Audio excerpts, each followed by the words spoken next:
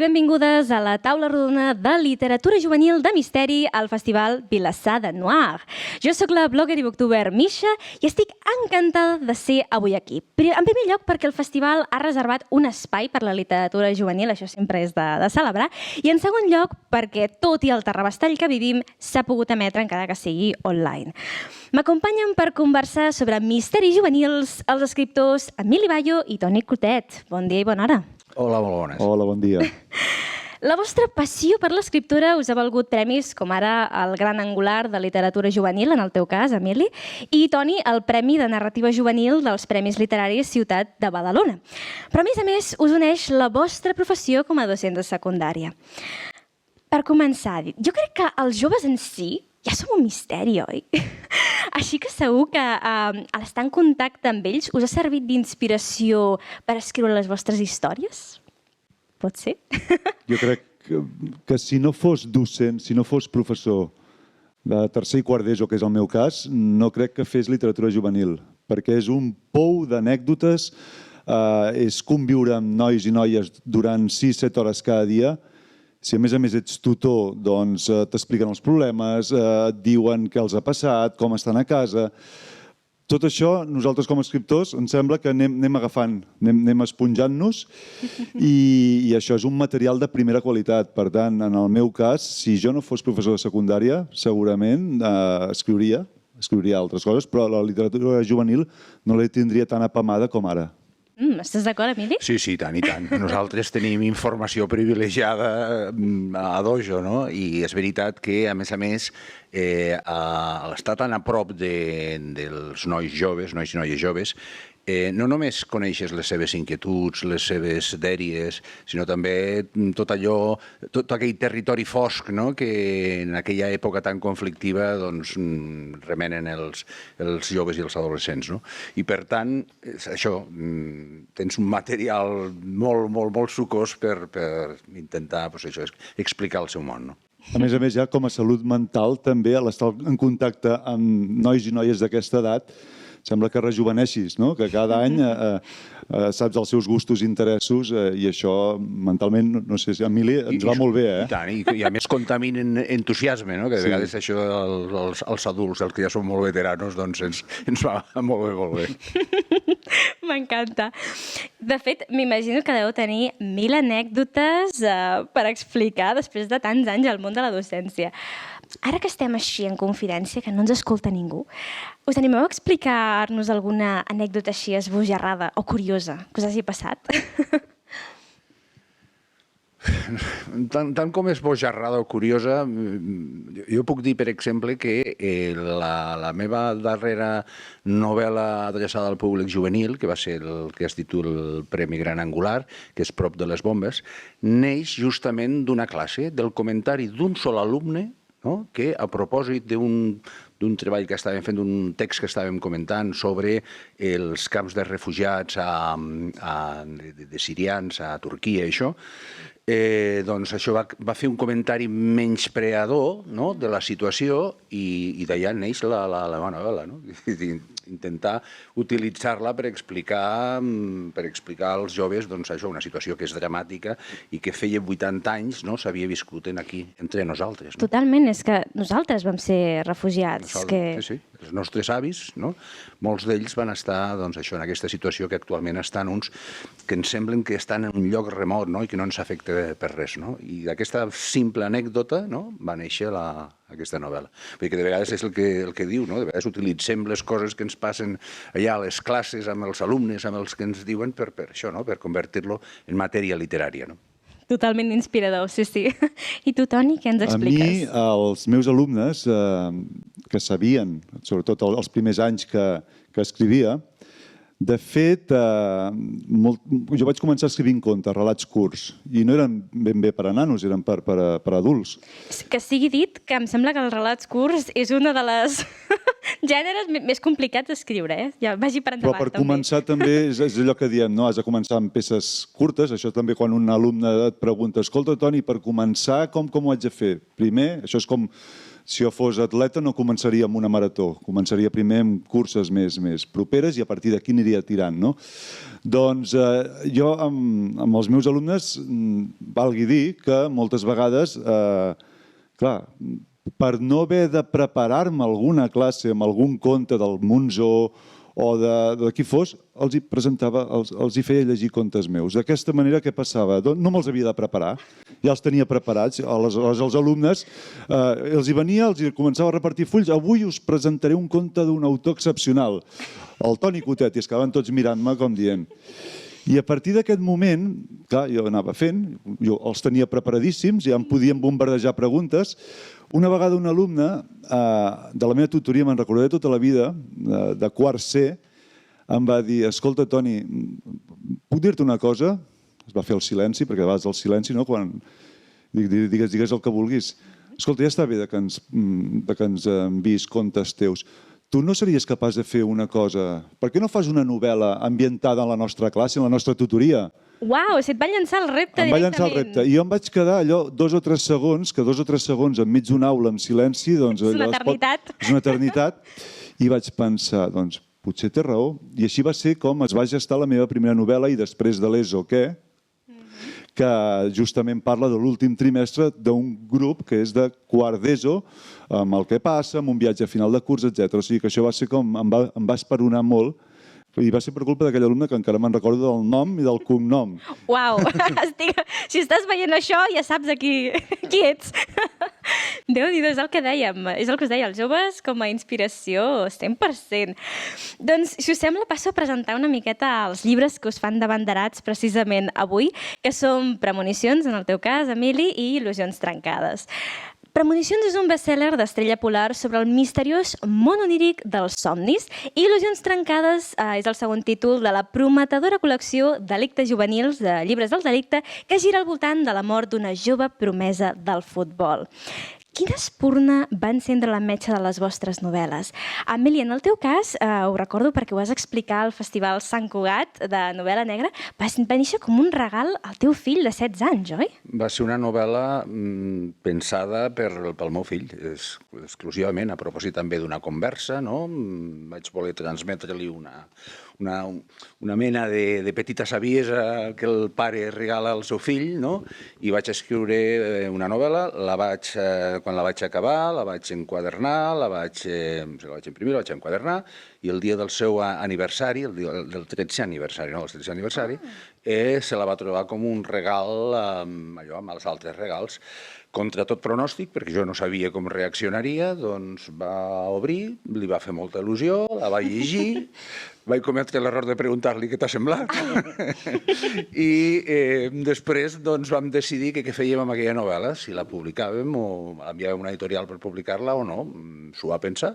Et va donar el vistiplau, entenc. No va ser una decisió així espontània, sinó que s'ho va de pensar i va dir que això, endavant, i la vam portar a l'editorial i ha funcionat molt bé, la veritat, estem molt contents. S'ho va pensar potser perquè el Jan, el protagonista de la novel·la, és bastant semblant a ell, potser? No, perquè és una... Sí que és veritat, la novel·la, no sé si comentaràs alguna cosa, parla d'això, no? El protagonista, el Jan, té uns somnis premonitoris, no? I que d'aquí va el títol, no? I l'excusa de la novel·la també és una anècdota, i és que ell un dia va venir de l'institut dient que això, que l'havia passat una cosa molt rara, i que aquella nit havia somiat que un professor no venia a fer un examen, i efectivament això es va produir, no? I davant d'aquesta situació vam anar a Google a preguntar-li a veure què sabia dels somnis premonitoris i ens vam trobar amb milers de testimonis de gent que assegura que això, que ha tingut un somni premonitori i que s'ha complert i que sovint això els ha canviat la vida. Hi ha milers de pàgines que parlen d'això. Què hi ha de veritat amb això? Doncs és difícil de determinar, però sí que és un món realment atractiu i interessant. Sí, definitivament. I com dius a la novel·la, és un territori superinexplorat. Encara no sabem què dimonis ens passa al cervell. I en el teu cas, Toni, com va néixer Il·lusions trencades? Il·lusions trencades neix de dues idees. La primera és un dia el meu fill gran em va ensenyar un vídeo de parkour, que és aquesta disciplina en la qual gent jove i no tan jove, doncs, sortegen edificis, van a pujar edificis i van passant. I vaig quedar totalment esfereït. Realment són vídeos que et posen la pell de gallina perquè hi ha gent que es juga a la vida amb això. S'ha de dir que el vídeo que em va ensenyar era de parkour extrem. Uau, això era encara més. Clar, perquè aquest esport es pot practicar, un esport que neix a França, però es pot practicar. I això va ser una espurna. L'altra espurna va ser, per una banda, una sèrie de notícies cap al 2019. Es comença a parlar del Xavi Simons. Xavi Simons és un nano de 15 anys que jugava amb el Barça i el Paris Saint-Germain el fitxa, amb 15 anys li ofereix un contracte d'1 milió d'euros l'any, paga la clàusula de rescissió i això li fa mal al Barça. Per què? Perquè el Barça, que té la Masia, que ara comença el moment en què el Barça, tots els bons, els futurs valors, li comencen a marxar perquè tenen ofertes interessantíssimes, no? Xavi Simons, d'acord que n'ha retingut uns quants, també hi ha el cas del Riqui Puig, que ja comença, doncs, clar, són nanos, i amb això també em va venir la idea, a part d'això jo he tingut, clar, amb 25 anys fent de professors he tingut alumnes de tot tipus, no? I a mi em va fer molta gràcia també, ja fa uns quants anys, jo tenia un alumne que jugava amb l'Espanyol, de petit, i a més amb la curiositat que aquest alumne és veí meu. I amb 18 anys un dia me'l trobo al pàrquing del cotxe, al pàrquing de casa, amb un cotxe que valia el doble del meu. Un nano amb 18 anyets, amb un Volkswagen, em sembla que era un Sirocco, que és un cotxe esportiu. Dic, on vas amb això? Diu, bé, mira, és que ja he signat el primer contracte professional, tal. I clar, vaig dir, gent tan jove, signant aquests contractes, realment s'ha de... I aquest nano, aquest veí meu és un nano que és molt moblat, que té les coses molt clares. Però només cal veure aquests dies, no?, amb el que ens ha passat amb el Maradona. El Maradona és un exemple d'un nano que va sortir amb zero educació, no va saber suportar la fama i va acabar com ha acabat. Justament, és que vaig veure la notícia i vaig pensar en el teu llibre i és que aquí ja ho corrobores, que si no hagués sigut per les drogues hauria sigut el millor jugador del món mundial. Bueno, exacte. I a partir d'aquí vaig pensar, doncs, per què no fer una novel·la en la qual el protagonista sigui una futura estrella del Barça amb 17-18 anys i a partir d'aquí, doncs, veure què passa. Ja en parlarem després, suposem també de... Justament el que volia introduir precisament aquest tema, que a Il·lusions trencades precisament trenques la imatge idealitzada que tenim que els joves tenen de les estrelles del futbol. La pressió a la que estan sotmesos, la ferotge competitivitat, la facilitat amb la que es poden perdre els valors, com bé dius. Als agraïments del llibre comentes que Ferran Correas, periodista de l'Esportiu de Catalunya, et va explicar amb pèls i senyals com funciona el món del futbol. Què et va sorprendre més descobrir? Aviam, amb el Ferran Correas, que som molt amics de fa molts anys, perquè vam coincidir, el meu fill gran juga a bàsquet i el seu fill gran també, i van estar durant 7 o 8 anys jugant al mateix equip. El Ferran és un periodista de l'Esportiu, a més també fa tertúlies a RAC1, tertúlies de futbol, i ell és l'encarregat del Barça. El Ferran m'ha arribat a explicar autèntiques barbaritats del món del Barça. M'ha explicat coses que realment, de jugadors, coses que no es poden explicar i que en el llibre òbviament no hi surten, no? Però amb ell m'ha anat molt bé veure tot aquest món com gira, un món on és ple de diners, un món on és ple d'enveges, perquè pensem que arribar a jugar al Barça, un nano de 12, 13, 14 anys, que pugui arribar a jugar al Barça, és un premi. Però clar, a part de la competència que pots tenir amb els altres equips, és que en una plantilla són 24 jugadors. I cada any, quan acaba el juny, quan acaba la temporada, van passant un per un tots aquests nanos pel despatx de la secretaria tècnica, en la qual els diran si continuen l'any vinent o els fan fora. Clar, això són uns somnis que es van pujant de voltatge fins que pot ser que arribis amb 16, 17, 18 anys i et diguin ja s'ha acabat. I aleshores, doncs, pensem una cosa, del juvenil del Barça, del juvenil A, el Barça B, que és el segon equip del Barça, normalment de 24 jugadors que tenen, acostumen a pujar del voltant de 3 o 4.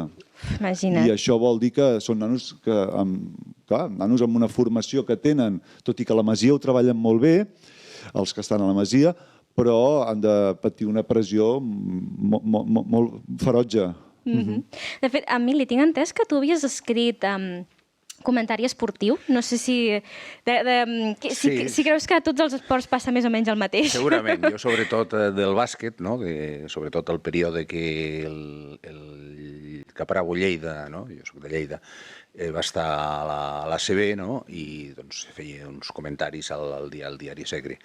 I no vius tan de prop aquesta situació, perquè això de la Masia és un cas, diguem-ne, molt concret i segurament poc repetible a diferents llocs, però efectivament veus l'esport des de dintre és bastant diferent a l'esport des de fora, i sobretot quan treballes amb nanos, això que està explicant ell, doncs és clar, és una situació molt... Però això de la secretaria tècnica, jo que soc de Badalona, a la penya fa exactament el mateix, Arribes al mes de juny i nanos que els fan fora, o perquè et vindrà un nano de Bielorússia, i a més ara, al ser tot comunitaris, poden venir de tot arreu.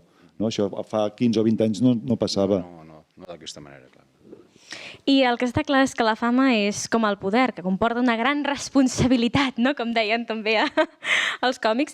I precisament a Premonicions, el Jan no només haurà d'aprendre a conviure amb el seu suposat do, aquestes premonicions que té, sinó que haurà de fer el primer pas cap a la maduresa i prendre decisions difícils. Emili, recordo que deies que la lectura precisament prepara els joves a gestionar les seves emocions, oi? Aquesta és una mica la intenció. He dit abans que era una novel·la adreçada a una persona, en principi, i d'alguna manera jo volia explicar això. És veritat que el protagonista de la novel·la té un do especial, com podria ser jugar al futbol de manera meravellosa, i ha d'aprendre a gestionar aquest do. Tots nosaltres, quan som molt petits, tenim una sèrie de virtuts, una sèrie de dons que hem d'aprendre a gestionar. I l'ús que en fem d'aquesta gestió ens permetrà reeixir, ser feliços, per dir d'alguna manera, o ser uns amargats. I la gestió d'això és del que es parla en aquesta novel·la. El protagonista es troba en una situació en què té un do que va tenir el seu pare i que va tenir el seu avi. I en tots dos casos la cosa va sortir malament. O sigui, els exemples no són exemples exitosos. D'alguna manera, aquesta novel·la està explicant que el protagonista ha de prendre les regnes de la seva vida i, per tant, prendre les decisions adequades per no equivocar-se, també. Per tant, és una novel·la d'iniciació i d'aprenentatge a la vida adulta, sí. I precisament tu també què en penses, Toni, d'això que deia? Jo crec que és això, que els llibres haurien de guiar, però no dir això és el que està bé i això és el que està malament, la temuda moralina que també passa molt a la literatura infantil i juvenil. De fet, quan un escriptor, ja sigui per literatura per adults o per infantil o juvenil, quan tu escrius una novel·la, el primer que tens al cap és que vols crear una bona història. Una història en la qual una persona, en el nostre cas, de 12, 13, 15, 16 anys, gaudeixi de la lectura i si a partir d'aquí el noi o noia pot extreure alguna moralitat, però això en principi no és feina nostra. Jo entenc, no? Una altra cosa és que ell ho pugui fer. Però vaja, la idea inicial d'una autora o d'un autor és crear una bona història i que intenti que s'enganxi al moment i a partir d'aquí tu busques tots els recursos perquè sigui d'aquesta manera. És més, suposo que et passa el mateix, com a prescriptors de lectura dins de la nostra feina, jo m'he hagut d'empassar moltíssimes novel·les juvenils o adreçades clarament al públic juvenil, i un dels problemes generalment que jo hi veig és justament aquesta voluntat clarament moralitzadora, que pot tenir un cert sentit en alguns casos. Això no vol dir que un llibre no tingui valors, però que sigui el lector el que arribi a les seves conclusions. Però és que sovint trobes amb històries que són històries narrativament d'una simplicitat quasi, no sé, vergonyosa, jo sento vergonya aliena, per explicar una cosa que, això, un valor que es pot explicar de mil maneres, però que es fa a través d'això, d'històries que no tenen cap gràcia o cap originalitat, ni tan sols crec que tinguin cap capacitat d'enxampar la lectura, que és una de les coses que tu intentes quan escrius alguna d'aquestes històries, no? De fet, segons em comentava l'Aina Wish, que és l'autora del primer llibre de la col·lecció de delictes juvenils, de l'Entre nosaltres, els joves necessitem llibres que ens despertin emocions i ens parlin d'allò que ens envolta, és a dir, no? Aquests referents que tenim a prop. Creieu que els thrillers i les novel·les d'intriga tenen tots els ingredients ideals per enxampar els joves a la lectura? Al capdavall és que ningú es pot resistir a un bon misteri. I especialment, jo crec que el públic jove. La major part de novel·les exitoses de literatura juvenil estan plantejades a partir d'un enigma, no? Pot ser un misteri allò a l'ús, no? Però la necessitat això, no? De descobrir alguna cosa. Pensem que la major part dels adolescents o dels joves, si justament tenen alguna cosa, és inquietud per descobrir, no? O sigui, aquesta inquietud segurament es va perdent amb l'edat, no? I per tant, un noi de 13, de 14, de 17 anys, no? Té especial interès per descobrir coses noves, no? I aquesta descoberta, jo crec que la lectura l'ofereix d'una manera neta i sàvia.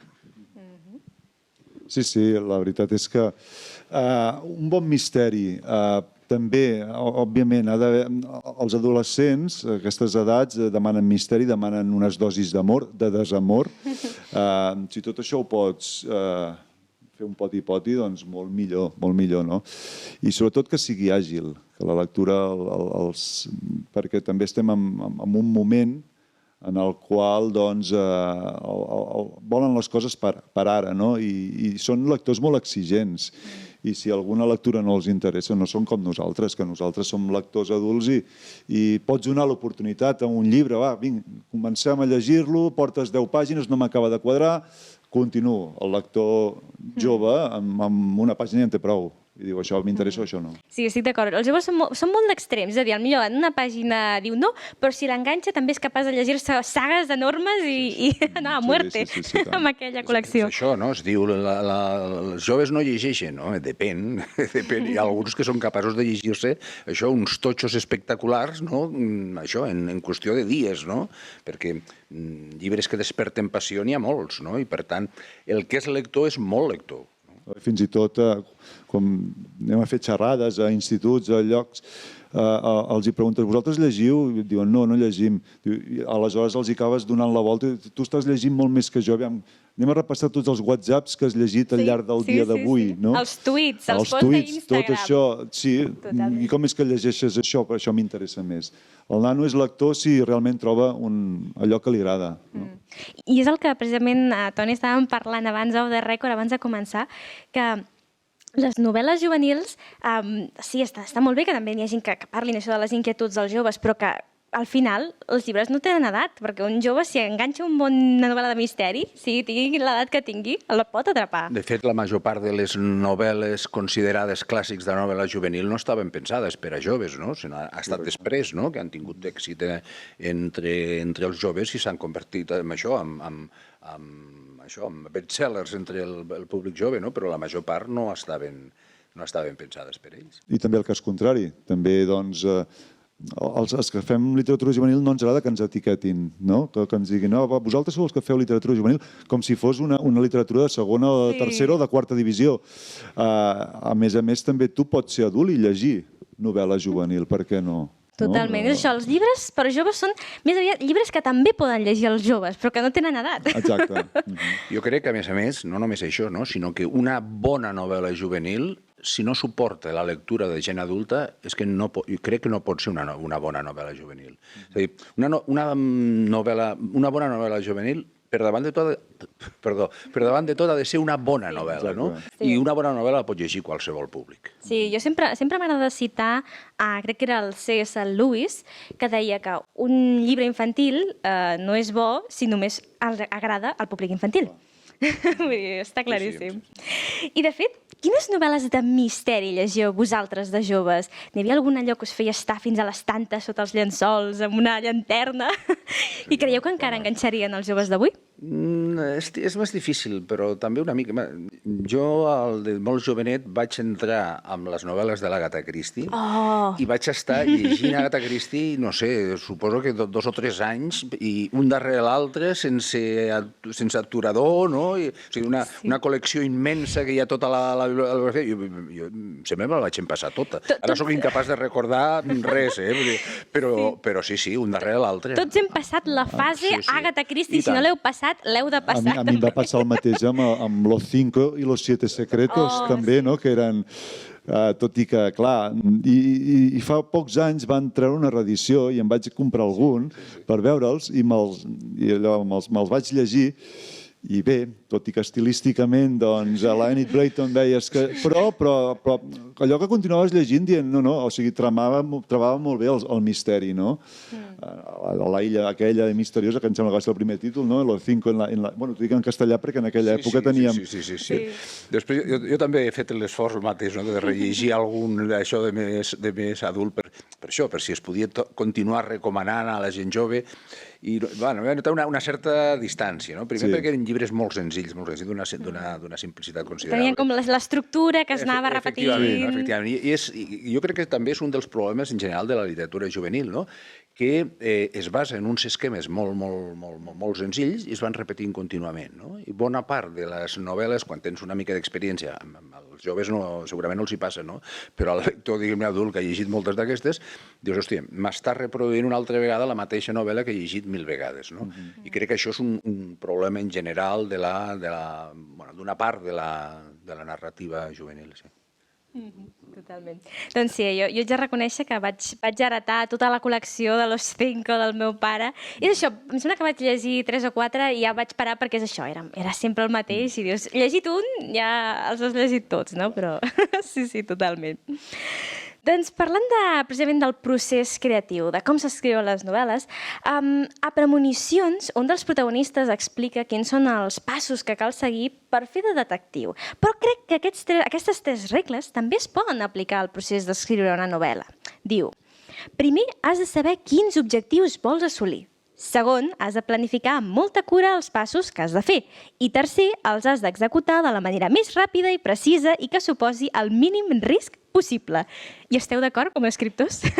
No només com a escriptor, sinó per la major part de les coses que es fas a la vida requereix això, una planificació, una organització i una execució prudent. No? Exacte. Sí, totalment d'acord. Vosaltres, això sí, vosaltres sou més allò que se'n diu escriptors de brúixola o de mapa? Jo sóc de mapa. Jo soc de mapa fins... Quan s'escriu un misteri, normalment has de tenir clar, no? I a més també, també el dia a dia que portes, no sé el teu cas, Emili, però tots dos treballem a l'ensenyament, tenim família, jo tinc 3 fills, fas més coses que no pas escriure, per tant, has de tenir molt clar de tenir-ho tot estructurat. O sigui que si un dia tinc 25 minuts per escriure, perquè resulta que he acabat de dinar a les 2, a les 3 em poso a fer classe, i mira, agafo mitja horeta, doncs que tingui el meu guió per poder continuar amb la novel·la. Si fos de brúixola d'aquesta manera, no, perquè de vegades el que passa és que avui no pots escriure, demà has de portar el nen al metge, l'endemà quedes amb uns amics per fer una cerveseta, ara que ja es pot, i clar, el dia a dia fa que hagis d'actuar d'aquesta manera, en el meu cas, no? Sí, una mica el mateix. Jo he fet molts llibres, ja tinc una bibliografia considerable i he provat diferents coses, diferents provatures. I és veritat que depèn de les circumstàncies, doncs ho faig d'una manera o ho faig d'una altra. Una mica el que deies tu, no? Si jo disposo de tot l'estiu per escriure una història, doncs m'hi deixo anar, no? Normalment acostumo a saber d'on surto i on vull anar a parar, però pel camí em deixo que la brúixola vagi fent, no? I després hi ha altres circumstàncies, això, no? Que ho has de tenir molt controlat perquè si no és impossible avançar una novel·la. Hi ha altres gèneres que són més agraïts en aquest sentit, com són els contes o com és la poesia, perquè et permet, doncs, això, no? Tenir al cap i posar-t'ho a escriure i enllestir pràcticament amb una seguda, no? Però en una novel·la això requereix dies i dies de feina, de continuïtat, i l'has de tenir al cap si has d'interrompre l'escriptura per qualsevol circumstància, com poden ser unes avaluacions, com poden ser corregir exàmens, com poden ser aquestes coses, doncs resulta que et marxen moltes coses del cap que són molt difícils de recuperar després. Per tant, depèn de les circumstàncies. I llavors entenc que és el que estàvem comentant abans, que el plantejament que feu per escriure una novel·la juvenil seria el mateix que faríeu si escrivíssiu per adults, no? Vull dir, al final, sobretot quan es tracta de misteri, has de tenir clar el mateix. De fet, jo recordo l'autora Úrsula K. Le Guin, clar, ella quan va escriure la seva famosa Mag de Terra-Mar no havia escrit mai per juvenil, va arribar com un encàrrec i va dir, ostres, i què deu ser això d'escriure per juvenil? I després va arribar a la conclusió que era el mateix, bàsicament, vull dir, com s'ho plantejava. El plantejament sí. Ara, la tècnica, això ja canvia, no? Perquè no és el mateix afrontar una novel·la per adults, on, per exemple, tot el tema descriptiu, tu pots posar pàgines i pàgines en descripcions minucioses. Jo, en el meu cas, per a juvenil, això ho veuria infactible, no? Perquè intentes anar al gra, i a partir d'aquí agafes les teves pròpies tècniques, capítols curts, que atraiguin, que intentis al final del capítol posar un punt interessant per tal que continuïn, molts diàlegs, perquè els nanos són fills dels mitjans de comunicació, són fills de la tele d'internet i és el que veuen, no? De fet, avui dia el que consumeixen més els nanos són sèries de televisió, no? El Netflix va que vola. Per tant, el tema del diàleg a ells els enganxa molt. Clar, jo em referia més en el sentit de que hi ha gent que es pensa de dir no, és que com que els joves són menys exigents, doncs no cal que m'ho treballi tant, no cal que sigui un misteri tan elaborat. Això no és veritat. Això no és veritat. I jo normalment el que faig un plantejament no distingeixo entre si estic escrivint per adults o per a joves, però sí que després tens uns condicionants. Per exemple, això que deia que la descripció es redueixi al mínim i en canvi el diàleg i la narració compensi l'altre. Una sèrie de tendir més a la linealitat, no fer moltes floritures amb la qüestió estructural, no? O sigui, determinades coses que no és que facin més banal o més poc atractiva la història, sinó que senzillament has d'evitar això, que el lector et marxi de seguida. És a dir, el que deia ell que abans que si un noi no s'enganxa a les primeres pàgines de la novel·la, doncs tens un lector perdut. L'has perdut abans de començar. Per tant, són coses que pesen més en un jove que segurament en un adult, que et pot donar més marge. Per tant, són coses que has de tenir en compte. Sí, per això jo crec que la gent que defensa que la literatura juvenil no existeix, per un cantó és allò que dèiem, que és veritat que els llibres no tenen edat, però de l'altre sí que és important que hi hagi llibres que parlin de tu a tu als joves, que realment els hi arribin i que tractin temes que viuen el dia a dia i això, i que els resultin propers, que els enganxin.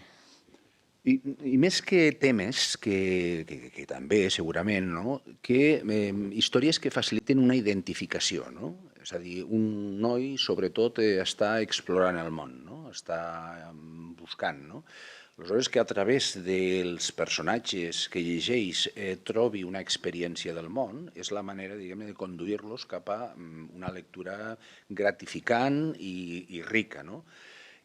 Clar, si un noi o una noia comença una història i aquell personatge del que s'està parlant no té res en comú amb ells, és molt difícil que s'hi conegui. Una cosa en comú pot ser l'edat, però no l'única. És a dir, han de descobrir coses que ells puguin sentir com a pròpies, crec jo. És això, és el que hem comentat, que qui digui que escriure literatura juvenil és menys exigent s'equivoca de mig a mig.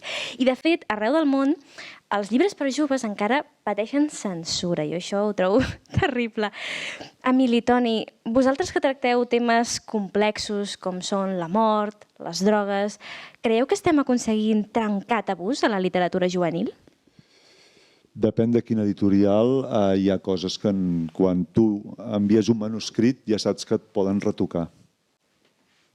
Clar, també la literatura juvenil, ja ho diu, no? És adreçada a un públic de 12, 16, 17 anys, no són adults, i el no ser adults també, i també tenint en compte que moltes d'aquestes novel·les seran prescrites per docents, no? Aleshores, has d'intentar, amb molts eufemismes, alguns temes, tocar-los d'una manera molt sigil·losa. Això, no sé si tu t'ha passat, però ja depèn de quines escenes o el que vulguis escriure, pot ser que tu vegis que potser estàs anant massa enllà. I m'ha passat, que és molt probable que t'hagi passat també a tu, Toni, que han vingut pares a queixar-se de que els seus fills han hagut de llegir un llibre on passaven coses que després veuen per la televisió, a les pel·lícules, amb absoluta naturalitat, però clar, que això a l'escola els hi faci llegir un llibre on hi ha una situació de sexe, resulta una mica sorprenent, però et trobes amb aquests pares, no? I clar, els has de donar una resposta, no? No seria més assenyat que primer s'ho trobessin en un llibre, en un plantejament, que t'expliquin, no? I després ho veus i dius, ostres, això que estic veient a la tele és ciència ficció, no? A més, amb el món de les xarxes, que poden accedir absolutament a tots els continguts que vulguin, fa riure que aleshores una editorial et digui no, és que aquest contingut no el podem posar perquè vigilem, no? Bé. I estic segur que també molts professors, per evitar-se aquest problema, deixen de prescriure determinades obres per això, per estalviar-se problemes amb pares, no? La qual cosa és que fa riure en el món que estem vivint actualment. Totalment. De fet, hi havia una campanya als Estats Units que anava contra la censura i deia, a veure, senyors, hi havia una biblioteca que va arribar a prohibir a treure la caputxeta vermella perquè la caputxeta portava una botella de vi. I clar, això de parlar de l'alcohol als nens, i dius, per favor, no. Sense censura, expliquem les coses com som, amb tacte, d'una manera assenyada, però expliquem-ho, els joves mereixen saber-ho. I per això està la funció també del professor, no? D'explicar, de posar en context i de relativitzar determinades coses, no? Totalment. Jo crec que no hauríem pogut acabar amb una conclusió millor. Ho hem de deixar aquí. Moltes gràcies, Toni, Emili. I gràcies també al nostre públic virtual. Recordeu que, si voleu, podeu deixar també les vostres preguntes als comentaris perquè us les contestin els autors, ja que no ho hem pogut fer aquí en directe. Així que ja ho sabeu, salut i llibres i que no ens faltin bons misteris. Gràcies. Moltes gràcies.